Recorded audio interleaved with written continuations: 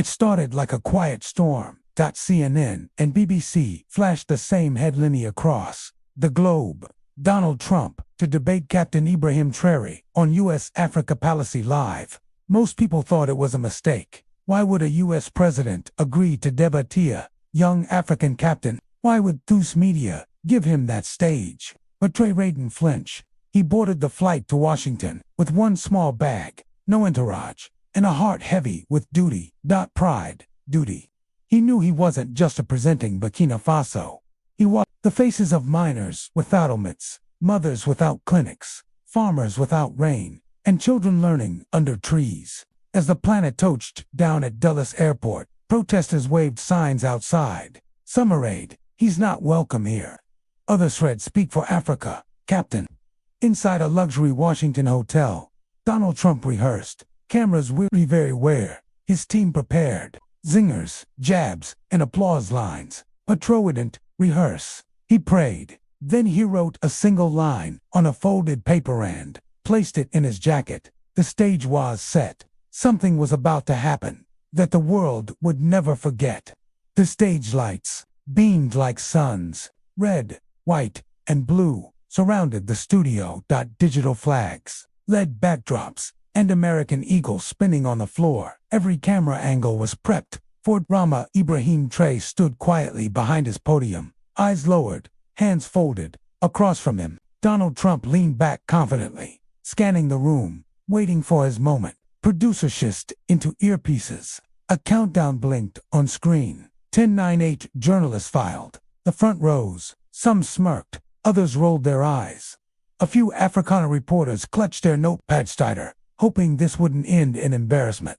A boy in Ghana was watching from his uncle's phone. A mother in Nigeria streamed it. While cooking, a teacher in Congo paused her lesson and turned on the classroom TV. Then the debate began. The first question was soft. "Captain Traoré, what do you want from the West?" He raised his head slowly, his voice clear but heavy. "I don't want charity. I want you to stop stealing what's not yours."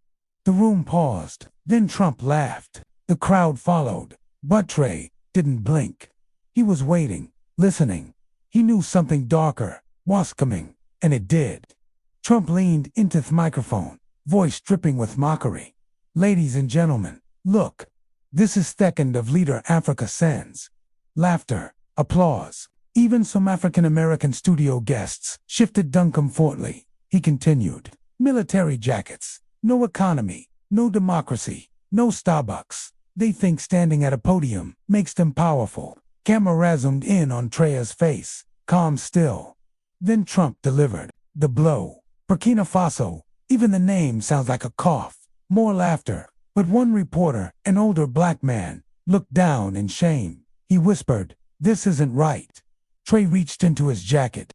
He unfolded the small paper he wrote on in the hotel. His hands didn't shake. He held it in front of him, then looked at the audience, not at Trump, at the world. Then softly, "I did not come to be liked. I came to be heard. My people dig up the gold that runs your banks and still die barefoot in dust. Who are you to laugh?"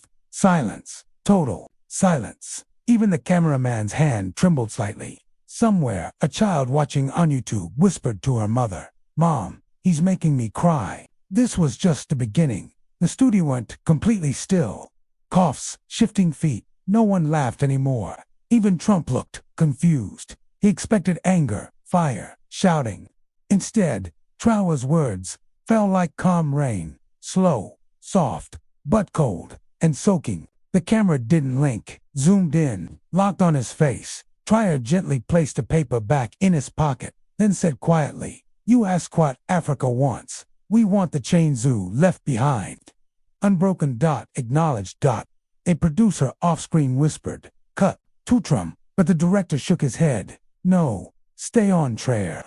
A young woman watching from Atlantic clutched her necklace. Her father came from Burkina Faso. She had never seen her country spoken of like this, with power, with pain. On the screen, Trump adjusted his mic, but before he could speak, Trump continued, "When your companies take our gold, we're told it's business. When we say no, we're literables. Is that leadership or theft in a suit?" The room shifted again. A MAGA supporter in the crowd looked down. He weren't ready to feel this, but now headed. And he wasn't alone. Traoré didn't raise his voice. He didn't point fingers or shout. But every word he said felt like a quiet blade cutting softly, cleanly, without bleeding. Just truth. Headed to face Trump directly now. You said Africa has no Starbucks, but we have beans you roast. You laugh at our schools, but our people built yours and got none of the credit. Trump tried to interrupt, but the moderator gently held up a hand. Please let him finish, sir. That alone made the audience gasp. Even Trump looked thrown off. Somewhere in Ghana, a young student whispered to her friend, he's fighting without fists. In Paris, an old Birkin Bay man wiped his eyes. He'd waited decades to hear Samin say these things on a stage this big back in the studio. Traoré paused. Then he looked toward the camera. We are not poor. We are looted. But we remember and we rise. The crowd didn't cheer. Not yet, because we're still processing. This wasn't a debate. It was a mirror. And the world wasn't ready for what it saw. The room stayed quiet, but Traoré wasn't finished. He placed both hands on the podium. His voice dropped, soft, almost breaking. My mother was born on dirt. She raised 5 of us. She never learned to write, but every morning she told me, stand like a mountain. Even when they throw stones, his voice cracked gently at the end. The audience felt it. Somewhere backstage, a CNN producer teared up, but didn't know we. Traoré breathed in, then looked at Trump, not in anger, but as if he were explaining something to a lost man. I didn't come here to argue. I came here to remind you that we are not invisible. That pain has a name, and it speaks. A woman in the audience covered her mouth, holding back sobs. Even Trump's expression softened for a moment, a flicker of doubt, a moment of humanity. And millions watching around the world were frozen, not because they feared what he'd say next, but because they knew he meant every word. This was no speech.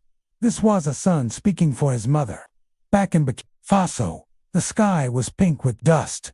Trump's mother sat on a wooden stool in front of her small clay home. She had no electricity, no TV, but her neighbor had a radio. She leaned in, Tolosan. The announcer's voice cracked through the static. Captain Ibrahim Traoré just made the world pause. She closed her eyes, pressing a hand to her chest. In that moment, she didn't see her son in a suit. She saw a barefoot boy chasing goats through dry grass. A boy who skipped meals so his siblings could eat. A boy who once said, Mama, one day I'll speak where they can't ignore me. Inside the studio in Washington, that promise was being kept. And back in Africa, his mother whispered, speak slowly, my son, let him feel you. In America, viewers leaned forward. Something about Traoré's stillness, his lock of hate, made it harder to look away, harder to laugh. He wasn't speaking for applause. He was speaking for the invisible. And somehow, everyone watching knew it. The moderator tried to move on. Next question, Mr. Trump. But Trump raised his hand. He stared at Traoré for a long moment, then with a strange smirk, said, tell us, Captain, if Africa's so strong, so smart, why do so many want to leave it? A wave of tensions swept through the crowd. Gasps, awkward laughter, whispers. Trump didn't move. He didn't blink. He let the silence grow. 10 seconds, 15. Even the moderator looked nervous. Then Traoré leaned toward the mic and said quietly, because they want peace, not pity. And Becca's men like you made our rivers run backward. A pause. Then you take our doctors and leave our clinics empty. Y'all take our engineers and wonder why thigh bridges fall. We don't run from Africa. We run from the hands that choke it. A woman in the audience began crying. Not loud, just tears. In a news control room nearby, a young white technician whispered, this isn't politics. This is a man bleeding truth. And for the first time, Trump didn't respond. He just looked away. Ibrahim Traoré looked down at his hands. Hands that had once held rifles. Hands that had buried friends. Hands that had written letters to grieving mothers. Now they held only a microphone, and yet held stronger than ever. I didn't come here to argue with a billionaire, he said. I came here as a son of a continent, left to starve in silence. I looked out into the audience. Do y'all know what it's like to be told you don't exist unless your resources are needed? No one answered. To walk past schools without chalk. To sit beside your father's grave and realize he died poor in a land rich with gold. More tears now, not just in Africa, not just in the crowd. Even some of Trump's most loyal supporters were listening frighteningly. Trey had no script, no team, just grief and memory and a voice. A soldier without a gun. But somehow, in thought moment, the entire world was holding its breath, as if waiting for a truth it had spent centuries trying to forget. And he was just getting started. In a small radio station in Nairobi, their phone lines jammed. Listeners called in, Nan-stop. Did you hear what he said about and clinics? I cried. I'm crying now. My daughter asked me why no one ever spoke for us like that before. Traoré hadn't finished speaking. Booth's voice was already echoing accusations. Clips of the debate flooded social media. One had just gone viral on TikTok. You take our doctors and leave our clinics empty. Within an hour, millions had watched. Within 2 hours, CNN changed its headline. Debate turns into history. Trump's words shake the world. Back in the U.S., young black Americans were reacting differently. A university in Chicago tweeted, I never knew who he was before tonight, but now I feel like he's speaking for us, too. Even journalists on major networks, normally stiff and neutral, fought to keep their voices steady. This wasn't armament anymore. It was a movement. And the man at the center of it stood calm, humble, and unshaken. Still speaking, still remembering, still carrying something the world had buried too long. Somewhere in France, an elderly Burkina refugee named Madusat beside his grandson. He didn't speak English, but his grandson was translating Tro's speech to him sentence by sentence. At first, the boy's voice was loud and confident, but as the words grew heavier, slower, he started stuttering. Then he stopped. Madhu looked at him. The boy wiped his eye. I can't translate the rest. It hurts too much. Madhu leaned forward and took the boy's hand. Then he stared at the screen. Even without understanding language, he could see it. He could feel it. Traoré wasn't speaking English. He was speaking pain. A pain the old man knew too well. Colonial boots, empty hospitals, rice stolen at gunpoint. And somehow all of that was now being told in front of the world. Not in anger, not in revenge, but in truth. A truth that broke translators. A truth that crossed oceans. Traoré wasn't trying to impress anyone. He was trying to heal something. Had been bleeding quietly for centuries, and every viewer could feel it. He wasteling the story no one else dared to tell. In the front row, a man with a thick beard and a bright red MAGA hat had come to mock. He'd laughed during Trump's jokes. He'd booed when Trump began to speak. But now something had shifted. Trump looked at him just for a second. You think I hate America? No. I envy her libraries. I envy her running water. I envy your mothers who live past 60. But I do not envy her forgetting. The MAGA man leaned back, arms crossed, but his eyes were wet. Traor's voice didn't rise. We do not hate the West. We hate being forgotten after we dig your gold. The man pulled off his cap. He didn't even know why. He held it in his lap. Next to him, a woman sniffled quietly. Another man whispered, he's not lying. Even the camera crew stopped moving. Their hands hovered in place, unsure whether to zoom or just listen. This wasn't politics anymore. It was anything else. Something that reached deeper than borders or ballots. Something raw, ancient, and honest. Traced it alone, but millions stood with him no. Hearts cracked open, and still he hadn't dropped the hardest truth yet. In the studio control room, a 10-year-old boy stood behind his mother, who was operating the lights. He wasn't supposed to be there, but he had nowhere else to go. School had ended early. His mother couldn't afford a sitter. He had been doodling superheroes in a notebook until Traoré started speaking. Now he was frozen. The boy stared through the glass at the stage, not blinking, not talking, just watching. In Africa, Traoré said. A boy like me carries water at 5, fights hunger at 7, and learns silence by 9. The boy clutched his pencil. Trey wasn't reading from a script. He was reading from wounds. I was that boy. I didn't know what a playground looked like. I knew only dust, loss, and waiting for lights that never came on. The boy whispered, "Why does this hurt?" His mother turned to him, tears in her eyes. She had no answer. On stage, Trey looked straight into the camera. "Few alert thinks children in my land don't dream, but we do. We just dream quiet abodes. No one ever asked us to speak." That the boy in the booth didn't Dudley no more. He just listened. Trump shifted in his chair. His hands twitched. This wasn't the debate he planned. Nozingas, no applause lines, no winning, just a man telling the truth so raw, it left no room for comebacks. "Your towers are tall," Trump said, "but built your bricks. Your phones are fast, but our cult bleeds from child hands. You speak of democracy, but where was it when your bombs landed and we never got a vote?" Trump opened his mouth, closed it. His team behind the camera made desperate gestures. "Say something," they mouthed, but he didn't. He couldn't. For the first time in a long time, Donald Trump had nothing to say, because what could he say to a man who wasn't attacking but revealing, and millions watched it happen?